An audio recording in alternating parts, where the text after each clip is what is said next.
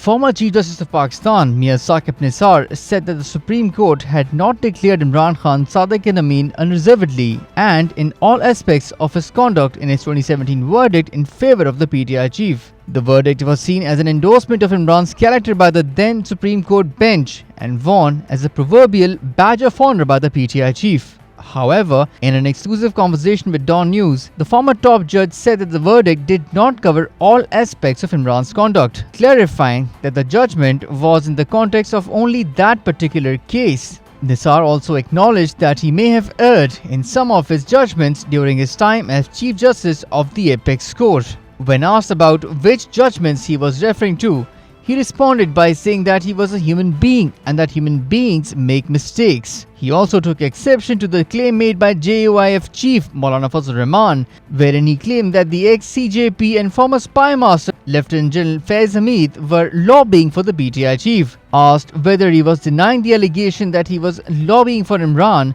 Nisar responded by saying that he was not in contact with the PTI chief. Talking about the former spy master, he said that the contact between them was reserved to Lieutenant General Hamid, messaging him to ask about how he was doing. The ex-CJP was also asked about whether his WhatsApp account was hacked, to which Nisar responded in the affirmative. He suspected that his data was being misused.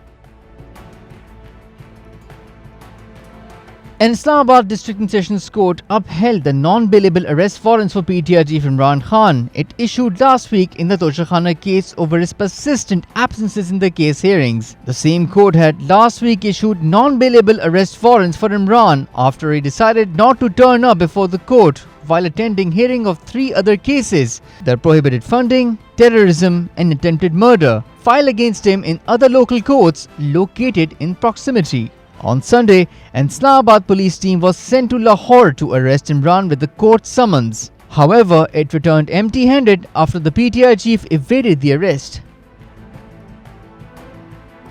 9 individuals, including 8 policemen and 1 civilian, were martyred in a suicide attack on a Balochistan constabulary van in the Dadar Tehsil of Kutchi district in Bolan. According to Interior Minister Rana Sanaullah, the blast occurred at 10 a.m. on the Kamri Bridge in the area bordering the Sibi and Kutchi districts. He said the police van was returning to Quetta from Dadar, where the Balochistan constabulary personnel was posted for duty at a Sibi cultural festival.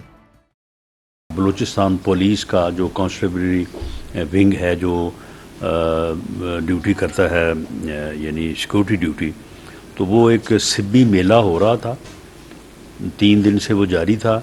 तो उस मेले की security से ये वापस जो है वो पुलिस का जो है वो गाड़ी आ रही थी, तो ये मोटरसाइकिल उससे टकराया है और ये ख़ुदकुश बमबार था।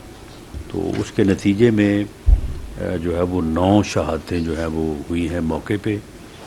1 9 में से 1 जो है वो सिविलियन है जो वहाँ से कहीं गुजर रहा होगा। 13 जो है वो इस वक्त जो है वो इंजर्ड हैं, उनमें से 3 जो है वो क्रिटिकल है। The minister said no organization had so far claimed responsibility for the attack.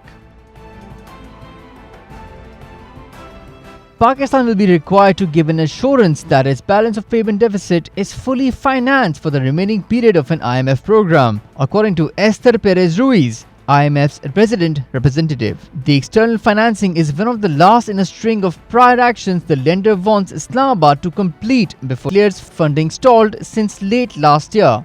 The government hopes to sign a staff-level agreement with the IMF after over a month of negotiations to settle policy framework issues aimed at curtailing the fiscal deficit ahead of the annual budget around June. Pakistan has completed almost all of the prior actions except for the external financing requirement the IMF wanted it to for clearing $1.1 billion in disbursements under the $6.5 billion extended fund facility agreed in 2019. The program ends in June.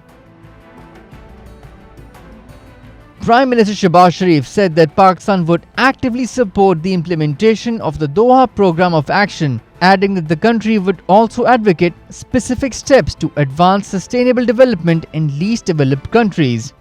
I am here to express Pakistan's full support and solidarity with the developed countries in their quest for social progress and economic prosperity. As we move towards the implementation of the Doha Programme of Action, Pakistan will continue to advocate several specific steps to advance sustainable development, including in the LDCs. The Prime Minister made the remarks while addressing the 5th United Nations Conference on LDCs in Doha.